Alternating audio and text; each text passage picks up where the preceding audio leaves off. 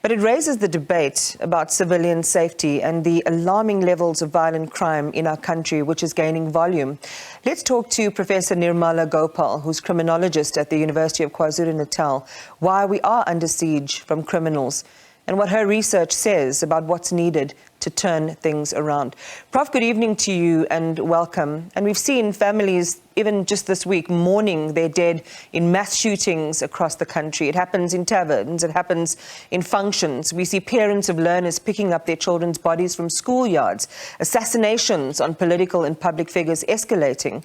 Would you say that South Africa is in the grips of a crime wave and in fact has been for some time?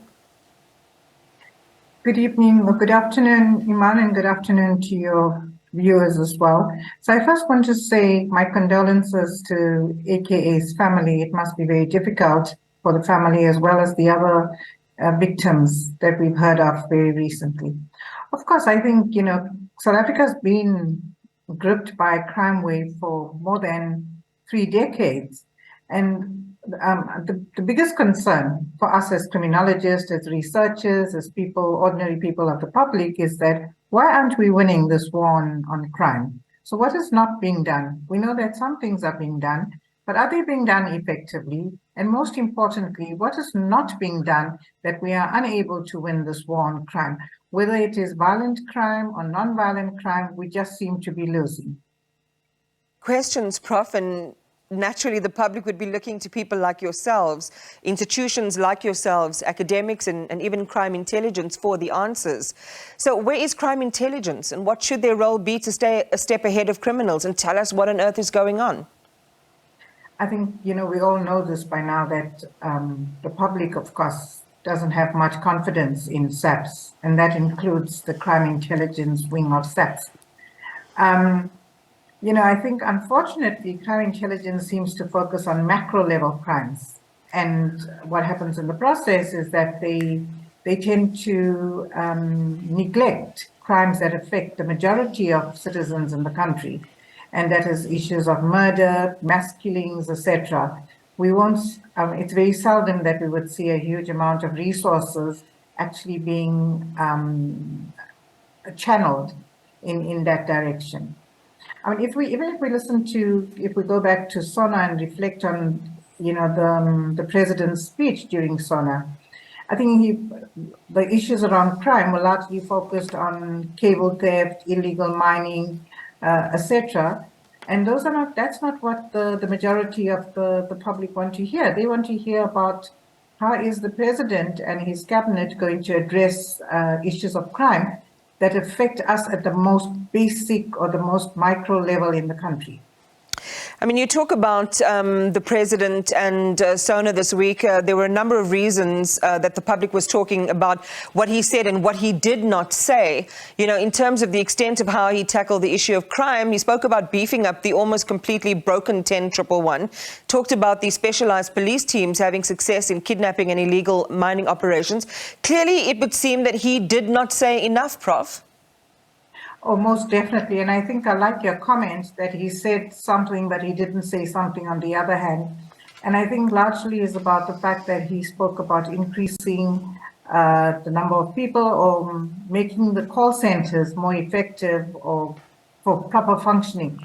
And I think whilst he has said that, he's actually admitting to the fact that the call centers don't function properly. And I think that's one of the most important instruments through which people believe the crime issues will be addressed and through which the country will become safer. And yet the president, by his own acknowledgement, says that it's not functioning properly. Unfortunately, we don't have SABC, hardly ever has data that shows us what percentage of it is working or, what kinds of crimes are actually attended to successfully through its call centers.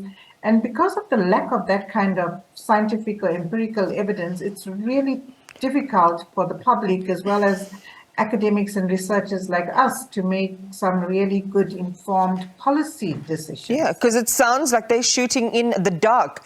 Prof, is Becky Clela, let's just speak plainly now, is he an effective police minister? Okay, academically speaking. No, he's not. If we had an effective police minister, what ideally should be happening?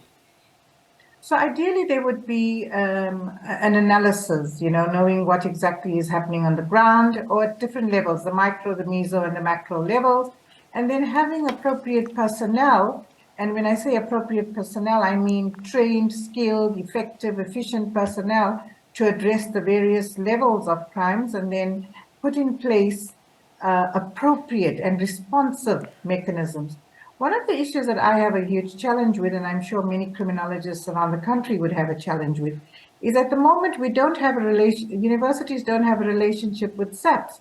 We don't feed SABC with the graduates that the young people that we graduate from universities. So, and one of the suggestions is that why doesn't SABC absorb criminology graduates into the service?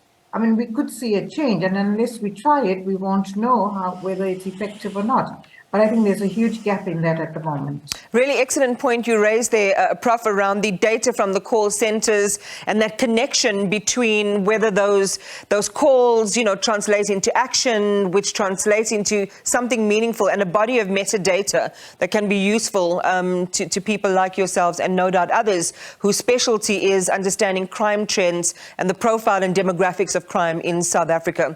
We appreciate your analysis tonight. Professor Nirmala Gopal is a criminologist from the University of KwaZulu-Natal.